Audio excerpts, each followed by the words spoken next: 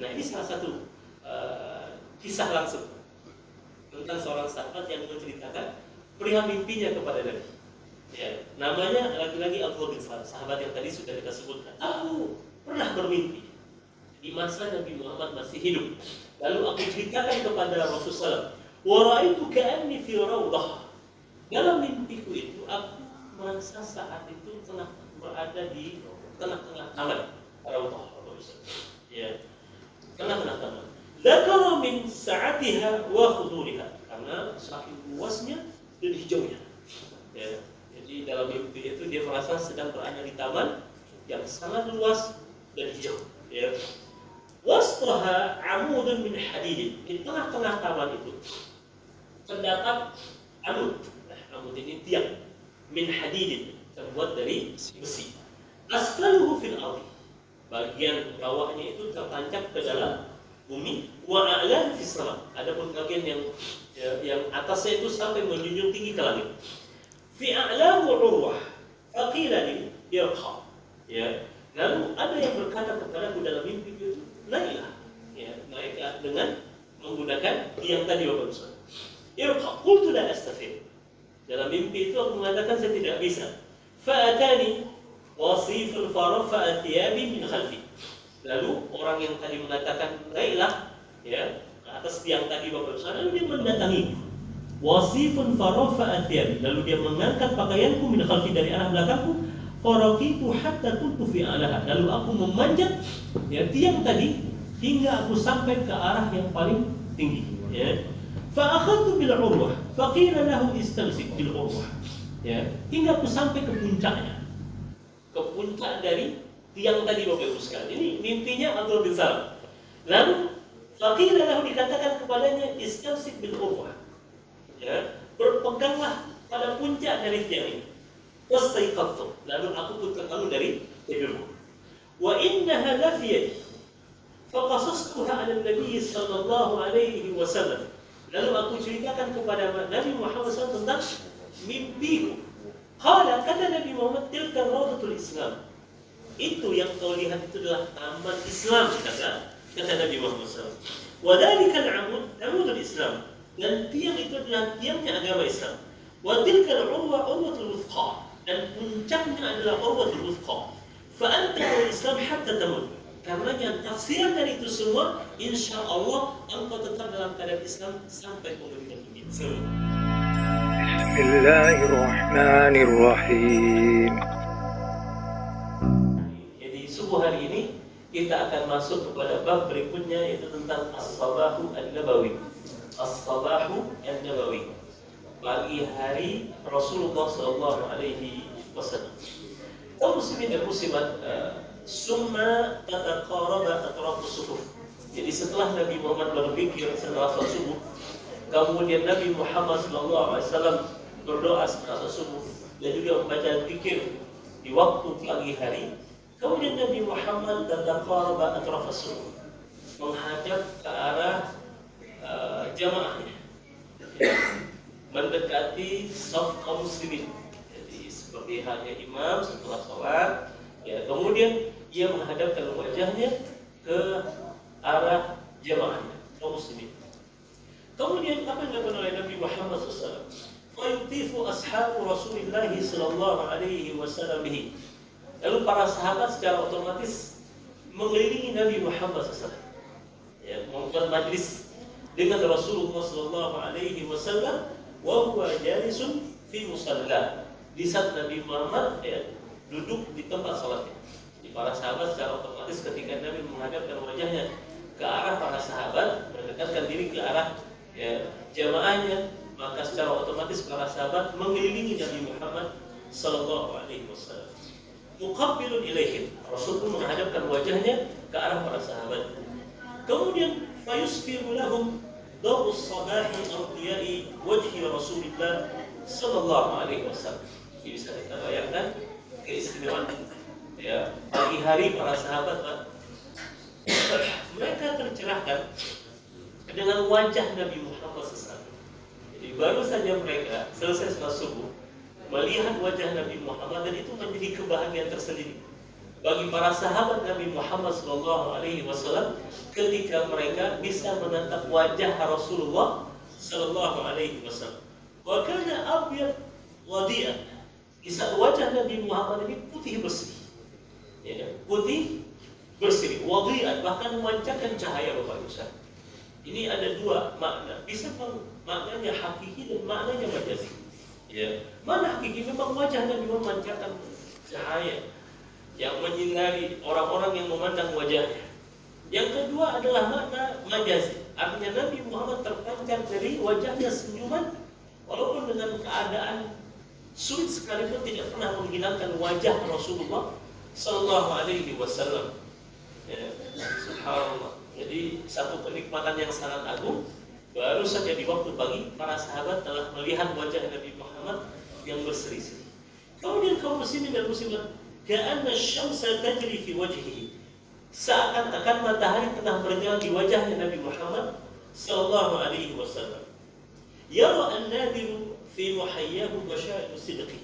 Di mana siapapun yang melihat dan memandang wajah Nabi Muhammad itu sudah merasakan bagaimana kejujuran Nabi Muhammad SAW, bahwa di wajah Nabi Muhammad tidak menyembunyikan kebohongan sedikit pun. Bahkan hanya satu yang terpancar dari wajah Rasul, wajah orang yang memiliki sifat kejujuran. Beruntunglah kita kalau ya, orang melihat kita langsung kemudian jatuh hati dengan kita. Dan Nabi Muhammad itu seperti itu. Ya, Nabi Muhammad, siapapun yang melihat Nabi Muhammad itu pasti langsung yang meletakkan kepercayaannya di hadapan Nabi Muhammad SAW. Karena memang wajah Rasul memancarkan wajah kejujuran. Karena qala Abdullah bin Salam, sebagaimana Abdullah bin Salam, seorang sahabat Nabi Muhammad yang awalnya dia ini adalah seorang Yahudi, ya, tapi akhirnya dia masuk Islam dan keislamannya itu begitu sangat kokoh. Jadi tidak semua orang Yahudi yang tidak menerima Islam. Ada juga di antara orang Yahudi yang masuk Islam dan Islamnya benar Bapak Ibu, termasuk Abdullah bin Salam. Dan sahabat Abdullah bin Salam ini termasuk di antara orang yang dijamin oleh Rasulullah masuk surga, walaupun tidak masuk dalam deretan 10 orang yang dijamin oleh Rasulullah masuk surga. Tapi Rasul pernah menyebutkan tentang Abdullah bin Salam bahwa akan muncul kepada kita seorang penghuni surga, dan dia adalah Abdullah bin Salam ini, di mana di hatinya tidak ada kedengkian sedikit pun terhadap nikmat yang Allah Subhanahu wa taala berikan kepada orang lain. Di hatinya tidak ada kebencian dan kemarahan, dan itu yang membuat dia istimewa sehingga Rasul mengatakan Abdullah bin Salam ini penghuni surga. Ya, qala Abdullah bin Salam, Abdullah bin Salam berkata, "Lamma tabayyantu wajha, araftu anna wajhahu laysa biwajhin kadzdzab." Tatkala aku telah benar-benar melihat wajah Nabi Muhammad SAW, maka aku sudah mengetahui bahwasanya wajah Nabi Muhammad SAW bukanlah wajah seorang pendusta. Ini yang mengatakannya adalah seorang Yahudi awalnya Bapak Ibu sekalian. Yang kita tahu orang-orang Yahudi, pengetahuan mereka terhadap Rasulullah SAW melebihi pengetahuan mereka terhadap anak-anak mereka. Karena Allah Azza wa Jalla menyebutkan dalam surah Al-Baqarah, alladzina atainahumul kitaba ya'rifunahu kama ya'rifuna abna'ahum. Orang-orang yang telah kami berikan kepada mereka Alkitab, Taurat, Injil, ya'rifunahu, mereka mengenal Nabi, kama ya'rifuna abna'ahum, seperti mereka mengenali anak-anak mereka. Jadi dari fisik Nabi Muhammad, dari sikap Rasulullah itu telah nampak pada dirinya tanda-tanda kenabian. Dan sebenarnya orang-orang Yahudi mengakui akan kenabian Nabi Muhammad, namun ada yang beriman dan ada yang tidak beriman. Dan beruntungnya Abdullah bin Salam termasuk yang beriman kepada Rasulullah SAW. Jadi ketika aku telah melihat wajah Nabi Muhammad, maka aku sudah mengetahui pada wajah Rasulullah bukanlah wajah seorang pendusta. Kemudian kaum muslimin dan muslimat, farubbama bada'hum mau'izatan. Nah, setelah itu Nabi Muhammad memberikan nasihat kepada para sahabat. Jadi tradisi seperti di majelis ilmu di waktu subuh ini juga tradisinya Rasulullah Sallallahu Alaihi Wasallam. Ya, tidak lama memang. Nabi Muhammad kalau kasih nasihat itu tidak lama. Ya, nanti dijelaskan. Ya. Farubbama badahum bimau'izatin, kama fi hadits al-Irbad bin Sariyah, sebagaimana dalam sebuah hadis yang disampaikan oleh Irbad bin Sariyah radhiyallahu anhu. Qala, ya, apa kata Irbad bin Sariyah? Shalla bina Rasulullah sallallahu alaihi wasallam salat as-subhi dzata yaumin. Di suatu hari Nabi Muhammad salat bersama kami, yaitu salat subuh kata beliau. Summa aqbala alaina biwajhi. Setelah Rasul salat subuh, beliau berdoa, baca azkar, ya, di waktu pagi, Maka Nabi Muhammad menghadapkan wajahnya ke arah kami. Fawa'adana maw'idatan balighatan wajadat minha al-qulub. Di saat itu Nabi Muhammad memberikan nasihat kepada kami dengan nasihat yang begitu sangat sampai di dalam hati kami. Balighatan. Ya, jadi Rasul kalau berikan nasihat itu sangat dalam sekali. Dan para sahabat kalau mendengar nasihat Nabi Muhammad itu wajilat minhal qulub, hati mereka akan bergetar karena nasihat Nabi Muhammad. Wa dzurifat minhal uyun, dan mata mereka akan berkaca-kaca kalau mereka mendengar Rasulullah SAW memberikan nasihat kepada mereka. Faqulna, lalu kami berkata, ya Rasulullah, wa'abtana maw'idatan wadda, famada ta'ahad ilaina. Wahai Rasul, sepertinya engkau akan memberikan nasihat perpisahan kepada kami. Apa gerangan yang ingin kau sampaikan kepada kami? Kata Nabi Muhammad, usikum bittaqwallahi. Wasiatkan kalian untuk bertakwa kepada Allah, kata Nabi. Wassam'i wa ta'ati, untuk mendengar dan taat. Wa in ta'ammara 'alaikum 'abdun habasyiyyun mudadda, sekalipun yang memimpin kalian adalah seorang budak atau hamba sahaya yang berasal dari Habasyah. Jadi Rasul wasiatkan agar kalian bertakwa kepada Allah dengan taat, sekalipun yang memimpin kalian adalah seorang budak hamba sahaya yang berasal dari negeri Habasyah, kata Nabi Muhammad. Waqad taraktukum 'alal bayda, sungguh aku telah meninggalkan kalian di atas al-bayda. Al-bayda ini cahaya yang begitu sangat terang benderang, Bapak Ibu sekalian. Di mana cahaya ini, kata Nabi Muhammad, lailuha kanahariha, malamnya seperti siang hari. Saking jelasnya apa yang telah dijelaskan oleh Rasul, ditinggalkan oleh Nabi Muhammad berupa Al-Quran wa Sunnah dan agama Islam yang sangat terang benderang, kata Nabi Muhammad. La yazighu anha ba'di illa halik, wa man ya'ish minkum ba'di, karenanya barang siapa yang masih hidup setelah aku meninggal dunia, kata Rasul, fasayara ikhtilafan katsira, maka ia akan melihat ikhtilafan katsira, perbedaan yang sangat banyak di tengah-tengah kalian. Ini sudah isyarat Nabi Muhammad. Umat Islam ini akan dihadapkan dengan persoalan perbedaan, Bapak Ibu sekalian. Dan Nabi sudah sampaikan ini di hadapan para sahabatnya. Karenanya di tengah kalian melihat perbedaan yang begitu sangat banyak, maka wasiat Nabi Muhammad fa'alaikum bisunnati, maka hendaklah kalian berpegang teguh dengan sunnahku, kata Rasul.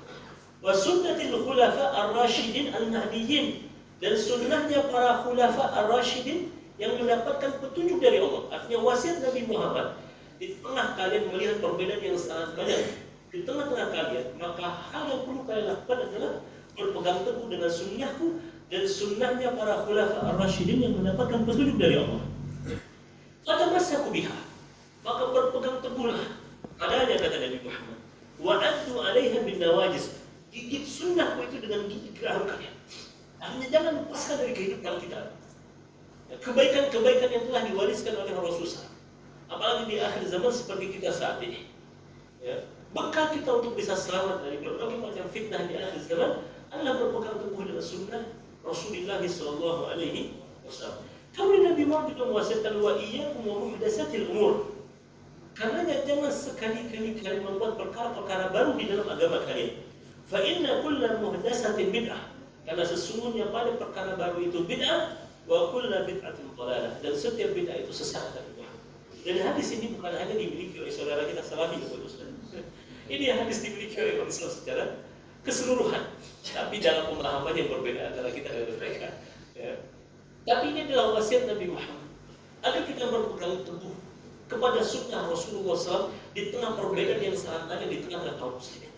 Artinya selagi amalan kita itu memiliki dasar dari landasan dari Rasulullah SAW, maka kita akan selamat. Yang tidak selamat itu adalah ketika dia mengamalkan tidak ada landasan dari siapa?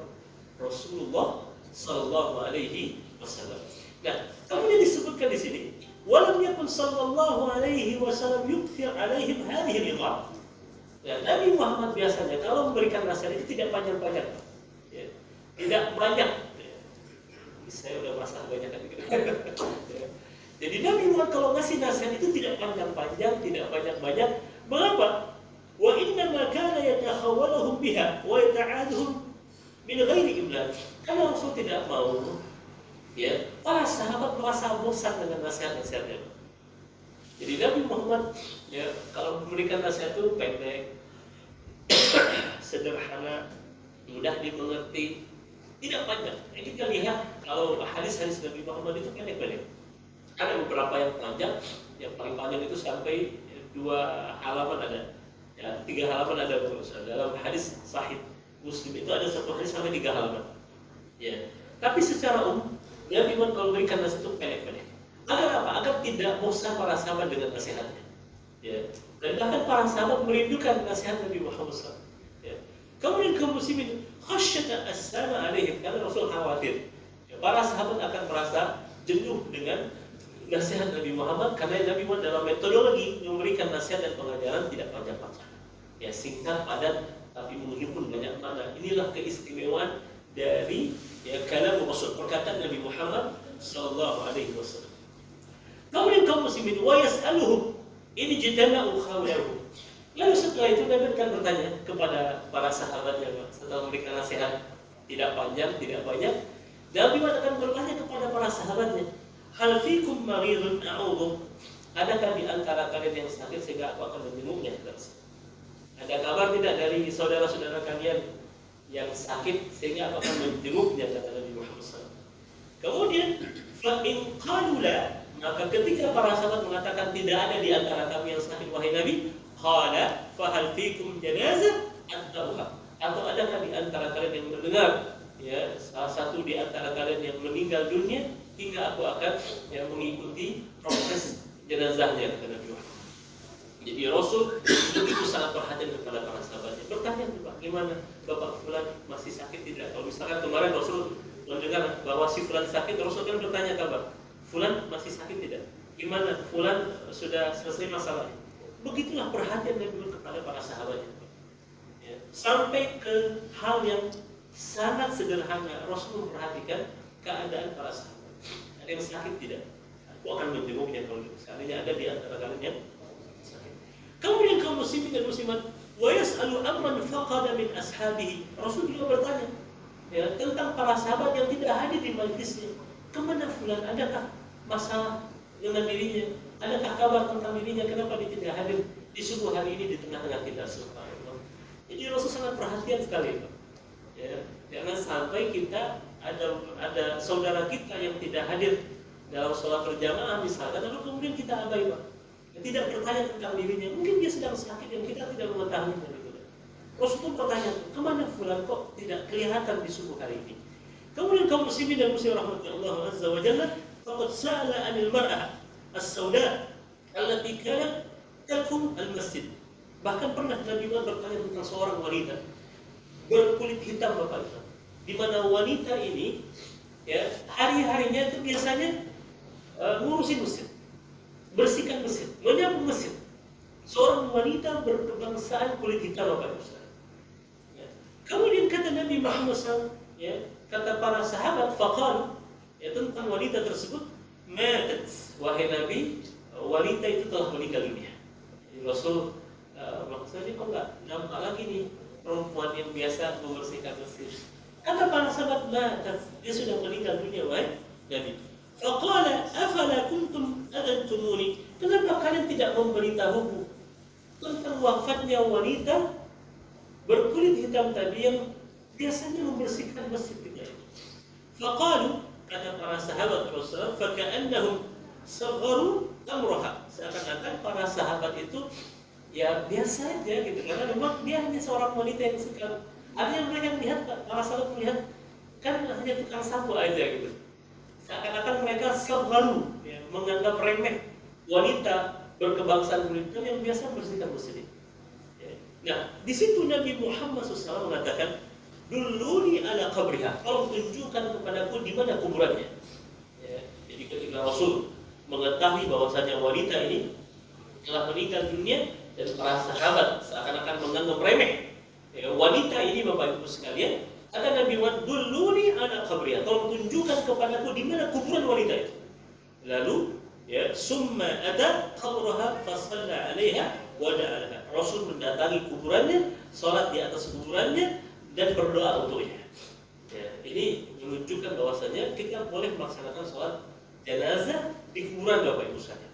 Ya, sesuatu yang masyhur, sesuatu yang dibolehkan dalam syariat. Karena memang dalam sholat jenazah tidak ada ruku dan tidak ada sujud. Jadi boleh kita sholat di atas kuburan orang yang telah meninggal dunia. Misalkan Bapak kelewatan nih, tidak mengikuti proses sholat di masjid, tiba-tiba sudah di kuburan, sudah dikuburkan, maka boleh kita sholat di atas kuburan dan mendoakannya. Ya, sebagaimana yang dilakukan oleh Rasul terhadap wanita berbangsa kulit hitam yang telah meninggal dunia dan Rasul tidak mendapatkan berita tentang tersebut. Walamma faqada Thabit bin Qais bin Shammas sa'alahu anhu wa qala ma sya'nu Thabit bin Qais la yura. Nah, pernah dalam satu kesempatan Nabi Muhammad itu tidak melihat seorang sahabat yang bernama Thabit bin Qais bin Shammas. Dan Rasul bertanya, kemana nih ya Thabit bin Qais bin Shammas ini? Kok tidak terlihat, kok tidak ada di tengah-tengah kalian? Kata Nabi Muhammad sallallahu alaihi wasallam.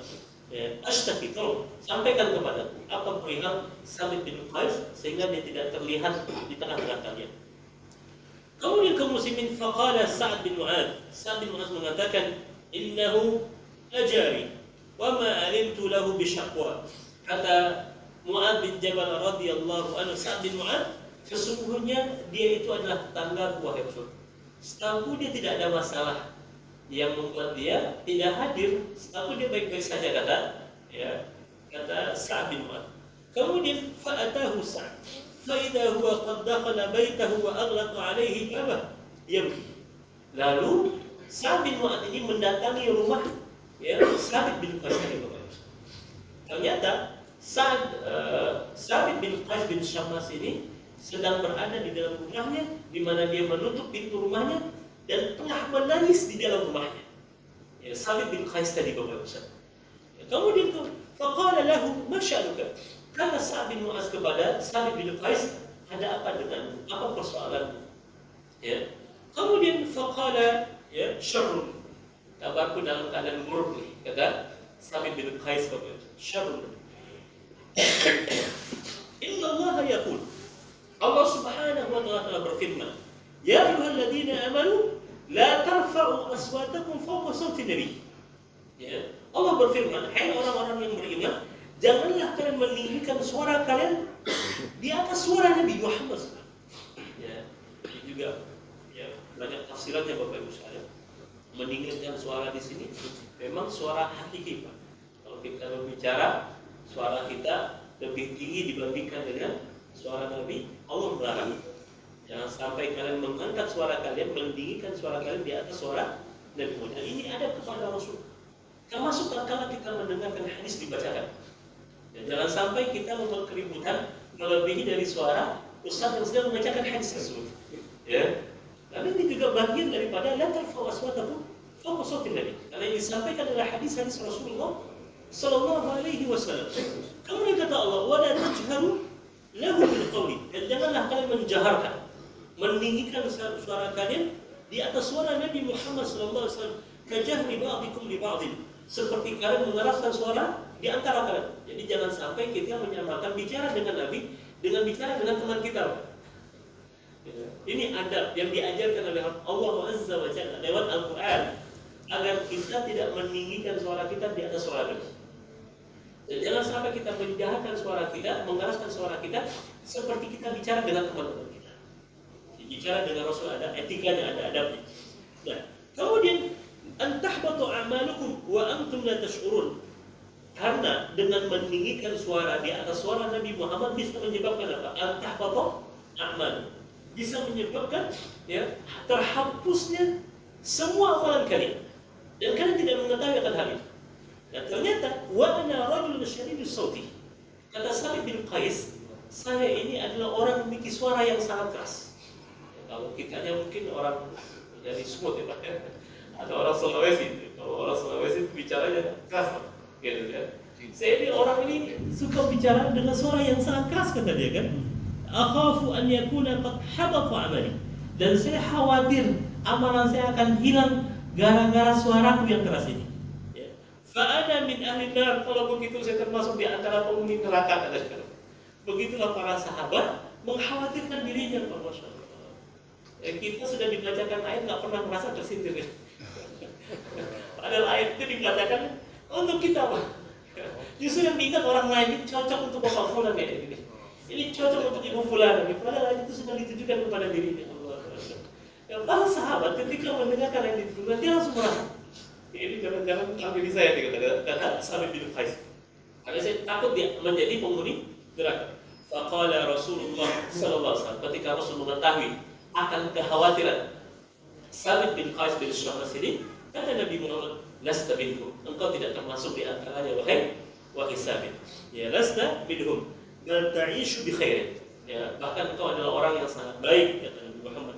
Wa tamutu bi khair, engkau hidup dengan baik dan mati juga dalam keadaan baik, kata Nabi Muhammad. Ya, anta min ahli jannah, engkau termasuk di antara penghuni surga. Subhanallah, bagaimana enggak tenang hati para sahabat. Masya Allah. Jadi Rasul tahu cara bagaimana meledakkan kekhawatiran para sahabat. Karena memang Nabi Muhammad itu salah satu keistimewaan yang disampaikan oleh Bunda Khadijah ketika Bunda Khadijah menenangkan hati Nabi sedang gelisah karena wahyu pertama diturunkan itu kan Khadijah radhiyallahu anha menenangkan hati suaminya dengan kesaksian yang sangat indah terhadap akhlak suaminya. Salah satunya adalah wataksib al-maktum. Engkau ini adalah orang yang selalu memberikan harapan kepada orang yang putus harapan. Jadi Nabi Muhammad bawaannya positif selalu, Bapak Ibu sekalian. Nabi Muhammad bawaannya positif, tidak menakut-nakuti gitu. Karena Nabi engkau tidak termasuk di antaranya wahai Sabit. Engkau hidup dalam keadaan baik, insya Allah, mati juga dalam keadaan baik, dan engkau termasuk di antara penghuni surga. Gimana nggak tenang tuh Pak Sabit bin Qais? Masya Allah. Ya. Begitulah Rasulullah dengan para sahabatnya. Sehingga ya Sabit bin Qais akhirnya muncul lagi di hadapan para sahabat. Jadi ketidakhadiran Sabit bin Qais mengkhawatirkan diri. Jangan-jangan saya termasuk di antara penghuni neraka nih, karena suara saya keras di hadapan Nabi Muhammad SAW. Jadi bukan karena basic suara ya Pak ya. Jadi mengeraskan suara di hadapan Nabi Muhammad karena ingin memang bertentangan dengan Nabi, karena ingin memprotes Nabi, karena ingin berdebat dengan Nabi, sehingga dia keraskan suaranya di hadapan Nabi. Jadi kalau orang yang punya basic suara keras ya tidak termasuk kalau dia memang bukan dalam rangka yang. Nah, kaum muslimin dan muslimat yang rahmati Allah, wa hakadha tarahu yatafaqqad ashabahu. Begitulah Rasul ya, selalu mencari tahu tentang keadaan dan kabar para sahabatnya. La ya'zubu an balihi, di mana tidak pernah hilang dari ingatan Nabi Muhammad para sahabatnya. Maka Rasul menghafal satu demi satu para sahabat. Ya, tidak pernah hilang dalam ingatan Rasul tentang kondisi dan kabar para sahabatnya. Wa la yasqut min 'ainihi ahadan, ya, min 'ainihi ahad. Tidak luput dari pandangan Nabi satu pun di antara para sahabat. Jadi Rasul tahu tuh. Ya, sama hari ketika Rasul hendak akan sholat, istahimu wa'tadilu wa Rasul. Sekali Nabi Muhammad memperhatikan lurus dan rapatnya saf kaum muslimin dan dia menang center. Dan Rasul tahu siapa di antara sahabat yang tidak ada. Kemudian kaum muslimin dan muslimat rahmati Allah. Falikulli man hawara haddahu min al-hafawati wa ri'ayati. Ya, setiap yang hadir itu pasti akan ditanya oleh Rasul, gimana kabar, sehat gitu kan. Itu Nabi Muhammad bertanya tuh Pak. Saking perhatiannya Rasul kepada para sahabat yang hadir di majlisnya, Rasul akan bertanya tentang mereka. Ya, gimana ya, kondisi keluarga, sehat semuanya gitu. Rasul bertanya kabar ya, atau kaifa asbahtum, gimana kabar kalian di waktu subuh hari ini. Para sahabat tuh tahu kemana arah pertanyaan Nabi, sehingga mereka menjawab asbahna mu'minan billahi haqqan. Oh, di subuh hari ini kami dalam keadaan iman yang sempurna dengan Nabi. Subhanallah. Begitu tuh para sahabat. Dan begitu juga Nabi Muhammad selalu bertanya tentang keadaan para sahabatnya. Wa liman ghaba hadduhu min al-ihtimam wa tafaqud. Dan terhadap yang tidak hadir, ya maka Nabi akan bertanya, kenapa fulan, ada masalah apa? Ada sakit dia dan sebagainya. Wa fi dzalika taqwiyatu lil hummatil mujtama. Dan itu yang mengokohkan ya persaudaraan di tengah-tengah para sahabat. Itu juga yang mengokohkan tatanan masyarakat yang dibangun oleh Rasul di kota Madinah. Dan semuanya dalam perhatian Nabi. Semuanya dalam perhatian Nabi Muhammad SAW. Itu yang mengokohkan tatanan masyarakat yang dibangun oleh Rasul di kota Madinah. Kalau ada kesulitan, maka Rasul akan ikut menyelesaikan kesulitan yang dirasakan oleh para sahabat. Ya. Kemudian kaum muslimin dan muslimat, wa ta'miqu lil-iltima' ila jamaah. Dan itu juga menyebabkan para sahabat Nabi Muhammad begitu sangat loyalitas kepada Rasul, sangat loyal kepada Nabi. Kalian mereka merasakan bagaimana perhatian Nabi Muhammad terhadap mereka, sehingga para sahabat tidak bisa melepaskan diri mereka dari kecintaan yang begitu sangat dalam terhadap Nabi Muhammad. Karena mereka merasakan perhatian Rasul kepada mereka. Kemudian kaum muslimin dan muslimat, wa yas'aluhum fi majlisihi as-salahi hadha an yu'ahim biqawlihi man ra'a minkum ru'ya falyaqussuha a'buruha lahu. Termasuk Nabi akan bertanya, adakah di antara kalian yang tadi malam bermimpi? Ceritakan saja. Saya akan takbir mimpinya, saya akan takwil mimpinya, saya akan tafsirkan mimpinya. Ya. Bahkan mimpi pun, adakah di antara kalian tadi malam bermimpi? Makanya Bapak Besar dalam sebuah kitab, kalau tidak salah Imam As-Suyuti, beliau menulis Tafsirul Ahlam, penafsiran mimpi, yaitu berdasarkan mimpi para sahabat yang ditafsir oleh Rasulullah SAW. Bahkan tentang mimpi sekalipun, adakah di antara kalian yang tadi malam bermimpi? Ceritakan sini. Maka akan tafsirkan mimpi Nabi Muhammad Sallallahu Alaihi Wasallam. Oh ya kusuna alaihi ru'ahu. Maka para sahabat akan bercerita kepada Nabi Muhammad tentang mimpi-mimpi mereka. Faya'buruha lahu. Dan Nabi Muhammad akan menafsirkan mimpi mereka. Atau yaqulu lahu Masya Allah an yakul. Atau paling tidak Nabi Muhammad SAW paling tidak mengatakan Masya Allah an yakul. Jadi dalam sebuah hadis di dalam kitab Bulughul Maram itu Bapak Ibu ada sebuah hadis, kita boleh menceritakan mimpi buruk kita kepada orang yang kita percaya tidak akan menafsirkan dengan tafsiran yang buruk. Jadi jangan sampai kita salah menceritakan mimpi kita. Ayo, itu bahaya tuh gitu kan. Justru tak dapetin kita. Itu dilarang oleh Rasulullah, kita menceritakan mimpi buruk kepada orang yang bawaannya negatif. Gitu. Karena dikatakan mimpi ini bukan tidur. Walaupun memang sebagai mimpi ada maknanya, sebagai mimpi hanya sekedar bukan tidur saja. Jadi jangan sampai salah menceritakan mimpi kita kepada orang yang salah. Justru yang ada kita justru akan ditakut-takuti. Nah, Nabi Muhammad karena doanya positif selalu akan menakdirkan dengan yang positif. Dan kalaupun Rasul melihat ini mimpi buruk, maka Rasul akan mengatakan Masya Allah dan yakul. Kemudian kaum muslimin dan muslimat, wa munasabati as-su'ali an ar-ru'ya fi hadha al-waqti annahum sallu salatan qad qamu qablaha min nawmihim wa thamma ra'ahum allati ra'awha wa la zalat tushghiluhum wa lidha kana sallallahu alaihi wasallam yatalaqqa qalaqahum bi su'alin an ma ra'ahu subhanahu. Kenapa Nabi Muhammad bertanya tentang mimpi para sahabat? Karena memang itu adalah waktu subuh, waktu subuh baru bangun tidur. Dan saat tidur pasti para sahabat punya mimpinya masing-masing. Dan di sini yang lebih dahsyatnya lagi, wa thamma ru'ahum allati ra'awha wa la zalat tushghiluhum. Dan ada di antara para sahabat yang memikirkan betul mimpi mereka. Karena itu Nabi Muhammad sallallahu alaihi wasallam minta mereka untuk menceritakan apa yang mereka khawatirkan dari mimpi mereka. Lalu dengan begitu Nabi Muhammad SAW akan menghilangkan keresahan mereka, kekhawatiran mereka dengan mimpi mereka, dengan pertanyaan apa yang mereka lihat dalam mimpi mereka. Jadi Nabi Muhammad sebenarnya bertanya tentang itu agar jangan sampai para sahabat gara-gara mimpi itu membuat mereka khawatir, membuat mereka bersedih, membuat mereka takut. Jadi Rasul selalu bawaannya positif kepada para sahabatnya, sekalipun mimpi yang mereka ceritakan adalah mimpi yang buruk. Sekalipun mimpi yang buruk. Kemudian kaum muslimin, wa mimma warada min dzalika hadits Abdullah bin Salam, qala ra'aitu ru'ya ala ahli Nabi sallallahu alaihi wasallam fa qasastuha alaihi. Nah, ini salah satu kisah langsung tentang seorang sahabat yang menceritakan perihal mimpinya kepada Nabi. Namanya lagi-lagi Abdullah bin Salam, sahabat yang tadi sudah kita sebutkan. Qala ra'aitu ru'ya ala ahli Nabi sallallahu alaihi wasallam. Aku pernah bermimpi di masa Nabi Muhammad masih hidup. Lalu aku ceritakan kepada Rasulullah.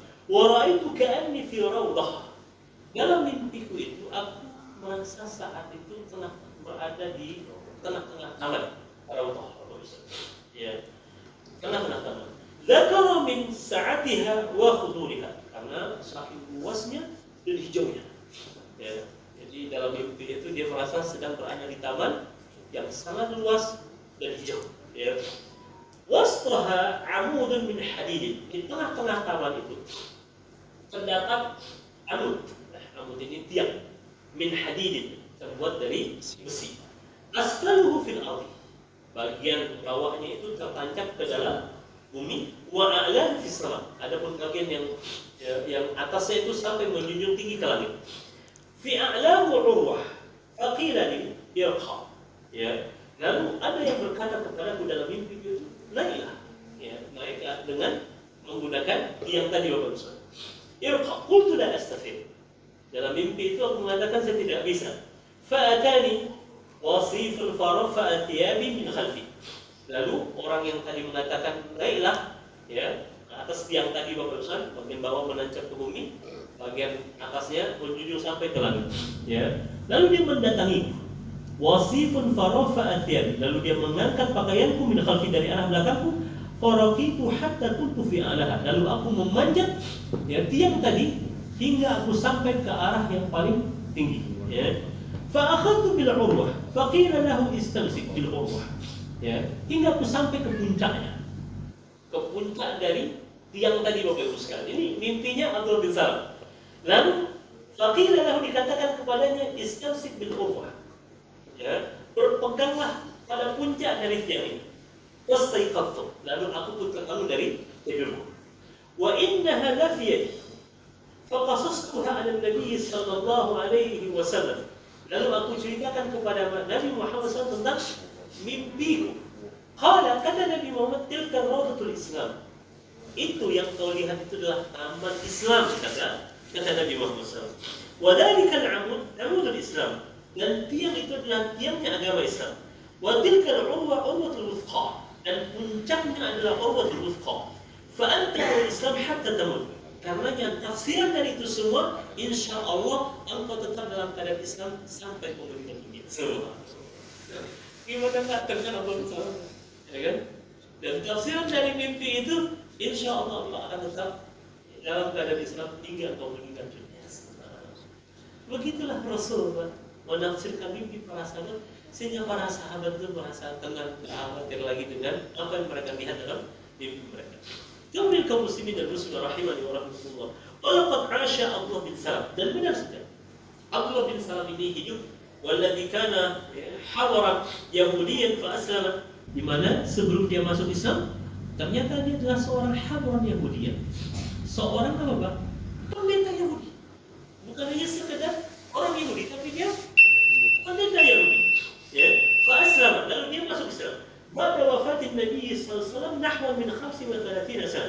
Setelah Nabi Muhammad meninggal dunia, dia masih hidup sekitar 35 tahun. Setelah Nabi Muhammad meninggal dunia, dia masih hidup sekitar 35 tahun. Ya.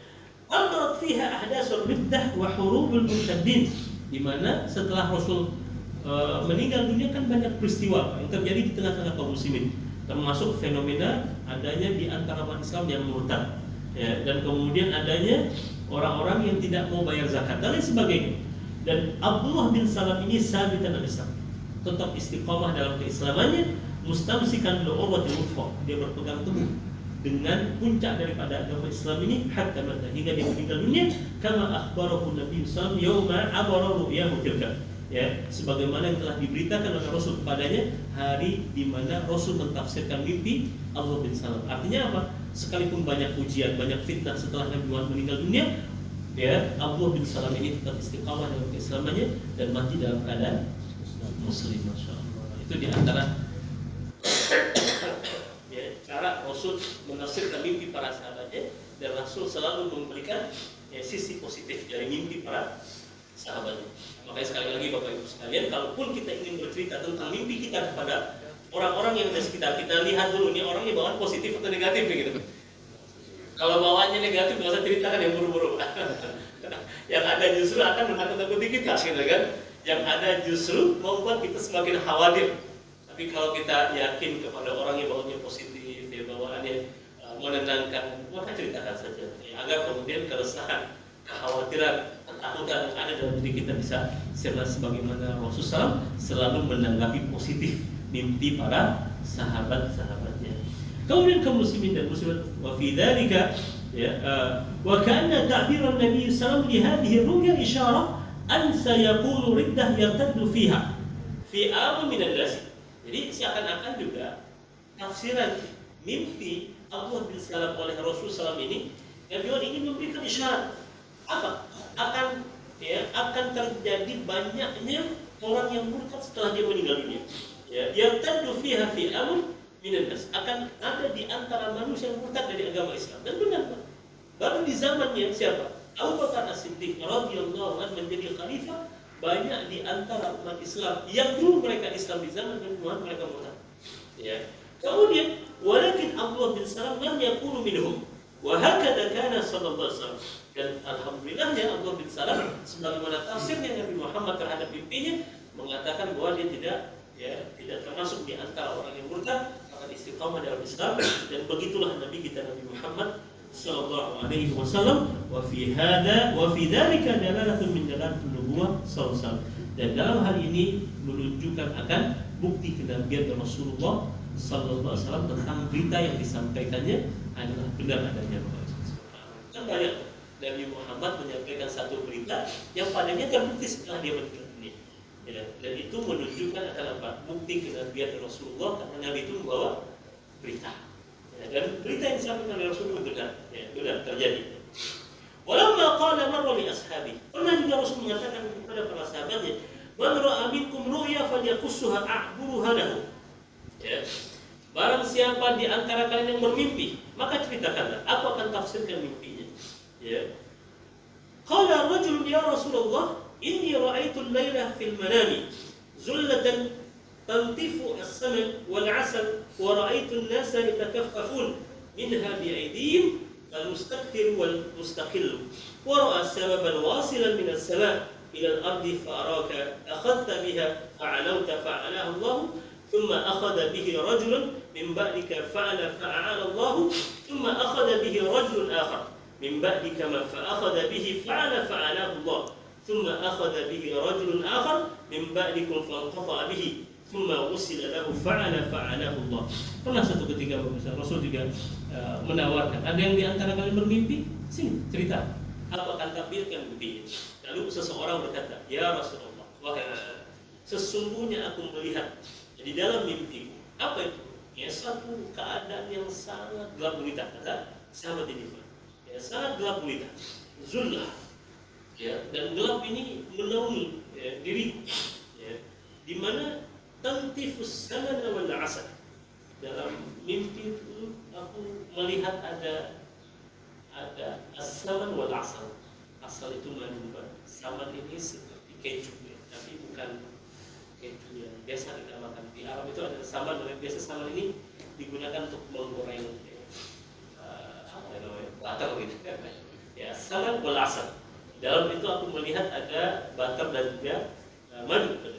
Wa ra'aitu an-nasa yatakaffafun, dan aku melihat manusia pada saat itu dalam mimpinya tadi tengah kegelapan itu yatakaffafun, mereka berebut untuk mendapatkan butter dan susu itu minha bi aidihim, dengan tangan-tangan mereka, yang mereka berebut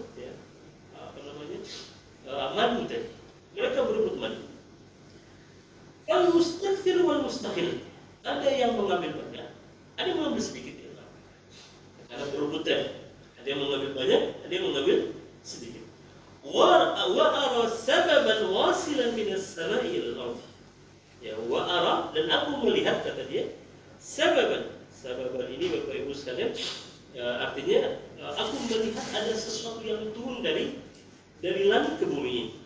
Fa araka akhadta bihi fa'alauta fa'alaka Allah. Maka pada saat itu aku diperlihatkan terhadap sesuatu di mana Allah Azza wa Jalla mengangkat. Jadi ketika dia memberi kepada orang kalah, dalam mimpinya ini laki-laki ini bahwa batam dan madu itu ada di dekatnya, dan dia ikut memberikan kepada orang-orang yang ada di sekitar. Artinya ketika aku memberi madu itu kepada orang lain, Allah Subhanahu wa taala mengangkat. Fa'alaka Allah. Allah Subhanahu wa taala mengangkat. Kemudian kaum muslimin dan muslimat, thumma akhadha bihi rajulun min ba'dika fa'ala fa'alahu Allah. Begitu terus. dia kasih Allah Subhanahu wa taala angkat derajatnya. Jadi dia kasih Allah Subhanahu wa taala terus angkat derajatnya. Sampai pada akhirnya, summa akhadha bihi rajulun akhar min ba'dikum fanqadha bihi thumma wusila lahu fa'alahu Allah. Sampai padanya ya batar dan madu tadi habis di tangannya, tapi dia terus diangkat oleh Allah Subhanahu wa taala derajatnya. Qala Abu Bakar kemudian berkata, ya Rasulullah, bi abi anta wallahi la ta'addanni fala'aburannaha. Qala Rasulullah ya, jadi kata Abu Bakar, wahai Rasul, ya tolong, ini engkau takbir mimpinya. Apa maksudnya nih wahai Nabi? Kata Rasul, ya apa kan takbir mimpinya? Qala Abu Bakar, amma dhulla fa dhullatul Islam. Ya, kata bukan. Jadi Abu Bakar menawarkan dirinya untuk mentakbir mimpi orang ini. Ya, yang disebut dengan dhullah tadi adalah Islam. Engkau berada dalam sebuah kegelapan, dan dalam kegelapan itu ya engkau melihat banyak kebaikan di dalamnya, maka kebaikan itu adalah Islam. Wa amman ladzi yuntifu minas sal wal asal Al-Qur'an. Adapun batar dan asal yaitu madu tadi, hakikatnya dia adalah Al-Qur'an. Ya, ada yang mengambil halawatuhu walidah. Ya, halawatuhu walidah. Yang didapat dari madu tadi adalah ya manisnya, dan manisnya inilah adalah Al-Qur'anul Karim. Wa amma ma yatakaffafu an-nasu min dhalika fal mustaqim min al-Qur'an wal mustaqim. Adapun manusia ada yang mengambil sedikit, mengambil banyak dari Al-Qur'an. Di saat Al-Qur'an ini menawarkan banyak kebaikan. Tapi ada yang mengambil sedikit, ada yang mengambilnya banyak. Wa amma as-salab al-wasil min as-sama'i ila al-ardi fal haqqu alladhi anta alayhi ta'khudhu bihi fa urika Allahu bihi. Adapun orang yang berebut untuk mendapatkan yang tadi dan engkau memberikannya, maksudnya apa? Engkau memberikannya, ya, engkau memberikan jalan kebaikan bagi orang lain. Maka di situ Allah akan mengangkat derajatmu. Artinya apa, Pak? Ketika kita mengajak orang lain untuk sama-sama mentauhidkan Allah, untuk sama-sama mengamalkan Islam, hakikatnya dengan kita mengajarkan orang ya agama Islam ini, Allah Subhanahu wa taala mengangkat derajat kita. Summa ya'khudhu rajulun akhar fayanqadi'u bihi, thumma yusilu lahu faya'luna bihi. Dengan begitu maka terus diangkat oleh Allah Subhanahu wa taala derajatmu karena manfaat kita yang kita berikan kepada orang lain. Karena Rasulullah sebuah hadis mengatakan khairun nasi anfa'uhum linnas. Sebaik-baik manusia adalah orang yang paling bermanfaat bagi manusia yang lainnya. Kemudian terakhir Bapak Ibu sekalian, dengan begitu ya qala Rasulullah asabta ba'd wa akhta'ta ba'd. Wahai Abu Bakar, karena Abu Bakar tadi menawarkan untuk mentakbir mimpi orang tadi. Kata Rasulullah, engkau benar sebagian, namun salah pada sebagian yang lain. Kata Rasulullah, qala fa wallahi ya Rasulullah la tuhaddithani man ladzi akhta'tu. Qala la tuqsim. Kata Abu Bakar, kalau begitu tolong beritahukan aku ya yang mana yang salah dari takbir itu. Kata Nabi Muhammad SAW, qala la tuqsim. Ya sudah, enggak usah, biarin aja, kata Nabi Muhammad. Tapi di situ kita melihat Bapak Ibu sekalian, para sahabat pun ya seperti Abu Bakar mencoba untuk menakdir mimpinya sahabat tadi. Tapi kita melihat sisi positif yang keluar dari Abu Bakar As-Siddiq, dari apa yang dilihat dalam mimpinya sahabat tadi. Jadi kita pun boleh bercerita tentang mimpi kita, tapi pastikan orang yang kita cerita kepadanya adalah orang yang bawanya positif. Dan memang Rasul melarang secara khusus kita menceritakan mimpi buruk kita kepada orang yang bawanya negatif. Ya, karena hanya menimbulkan kekhawatiran dalam kehidupan kita. Wallahu a'lam bishawab. Masih ada lagi tentang Salah Nabawi pagi hari yang Rasulullah. Tapi kita melihat begitulah perhatian Rasul kepada para sahabat, bahkan terhadap mimpinya para sahabat pun Nabi Muhammad SAW memberikan perhatian dan selalu bahwa Rasul dalam menanggapi mimpi para sahabat itu positif. Ya, nanti kapan-kapan kita cerita tentang mimpi aja. Pak Imam ada mimpi. Ada kitabnya secara khusus ditulis oleh Imam Suyuti, Tafsirul Ahlam, tafsir mimpi berdasarkan mimpi para sahabat yang ditakdir oleh Rasulullah sallallahu alaihi wasallam. Aqulu qawli hadza wa astaghfirullah li wa lakum. Subhanallah wa bihamdika asyhadu an la ilaha illa anta astaghfiruka wa atubu ilaik. Assalamualaikum warahmatullahi wabarakatuh.